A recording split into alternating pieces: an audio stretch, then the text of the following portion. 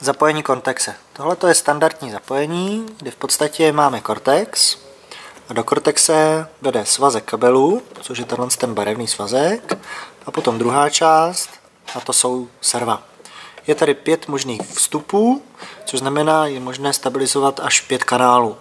V tomto případě je to jeden kanál je levé křídelko, druhý kanál je druhé křídelko, třetí kanál, čtvrtý kanál, pátý kanál.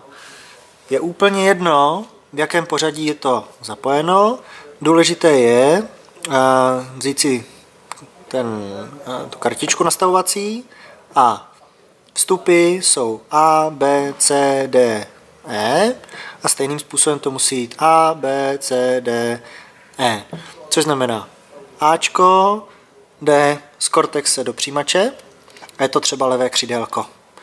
No a levé křídelko, přímo z levého křídelka, musí jít jako Ačko do Cortexe. Stejným způsobem. Bčko, jestli Bčko je pravé křídelko, tak Bčko musí jít do přijímače jako pravé křídelko. A servo, pravé křídelko, musí jít jako Bčko do Cortexe. Takže to je jediné, co musí být zachováno a potom už vlastně během toho kalibračního procesu je všechno rozhodnuto, co je co. Cortex si to sám ošahá. Takže vlastně tady vidíte, že je jeden kompletní svazek kabelů, který jde přímo do přijímače a pak je další svazek kabelů a to jsou vlastně buď přímo serva, anebo z powerboxu.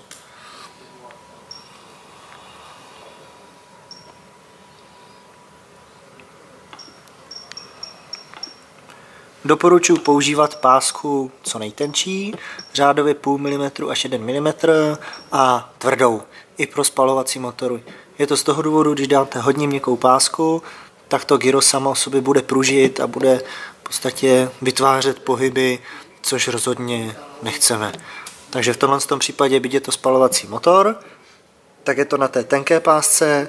Vidíte, že to je velmi tvrdě přiděláno, takže vlastně ten Cortex, to gyro se nemůže samo o sobě pohybovat. Důležité při montáži je, aby to gyro bylo v ose. Může být trošičku mimo, ale důležité, aby nebylo natočeno. Takže jak vidíte, tak je velmi přesně nalepeno. Čím přesněji nalepíte, tím samozřejmě přesněji i bude lítat. Takže jak vidíte, je v ose, je v podstatě i v těžišti, což není úplně nejnutnější, ale je to rozhodně lepší.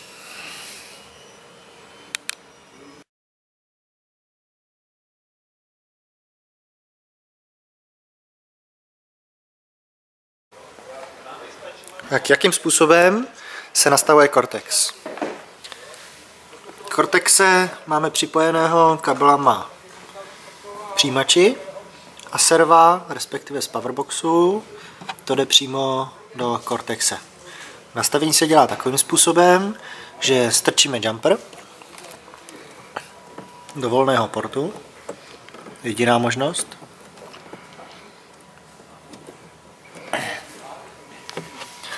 Vysílač necháme nastavený takovým způsobem, jaký to lítalo.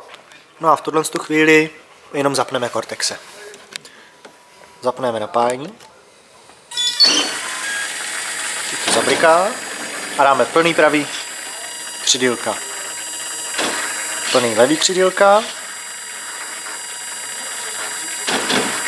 Plnou výškovku potlačíme. Přitáhneme. Plnou směrovku doprava. Počkáme, až zatřepe. Plnou doleva. Tak, teďka zablikal, podívejte se, Cortex začne svítit, vyndáme jumper a vypneme napájení. To je vše. Tímto způsobem jsme nastavili Cortexe a jediné, co v tuto chvíli bude muset udělat, je za letu si hrát se zisky. Teď to zapneme znovu, bez gyra, teda bez toho jumperu. Alarm, nízké napětí baterie. Tak, když svítí červeně, tak to znamená, že je vypnutá stabilizace. Zapneme stabilizaci. Stabilizace zapnuto. A svítíme oranžově. Teďka můžeme zapnout lock a vidíme, že svítí zeleně. Lock to je režim, kde to v podstatě jenom visí nebo zůstává ve své poslední pozici. Nedá se v tom lítat. Lítá se buď s vypnutým, což je červená, anebo se lítá právě se stabilizací, kde to je oranžová. Tato oranžová je v podstatě jenom identifikace, že ta stabilizace je zapnutá, ale v rádiu si budete muset nastavit určitou stabilizaci, respektive zisk podle toho, jakým způsobem chcete lítat a jak moc chcete, aby to stabilizovalo. Na každém záleží.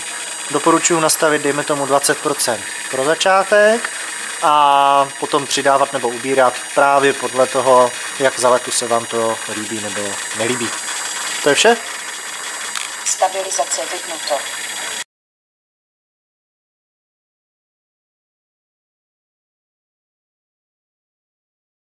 Nastavení v rádiu. Nastavení v rádiu. Tady vidíte, že máme jeden kanál, který jsme si pojmenovali gyro a v tuto chvíli je 0. Vidíte 0. Což znamená, Cortex bude svítit červeně a stabilizace je vypnutá. Prostě to bude lítat jako bez stabilizace. Ve chvíli, kdy dáme stabilizaci, Stabilizace zapnuto. tak tohleto je ten lock. Což znamená, v tuto chvíli letadlo zachová svoji původní pozici. Není to pro létání. Vidíte, že to jde tím směrem na jednu stranu, je to 65% zisku. Rozhodně víc. Ale pro létání s gyrem to máme v této pozici. Stabilizace zapnuto. A tady vidíte, že toho zisku je méně. Rozsvítíme si to. Zisku je 25%. A vidíte, že to je na druhou stranu minus 25%.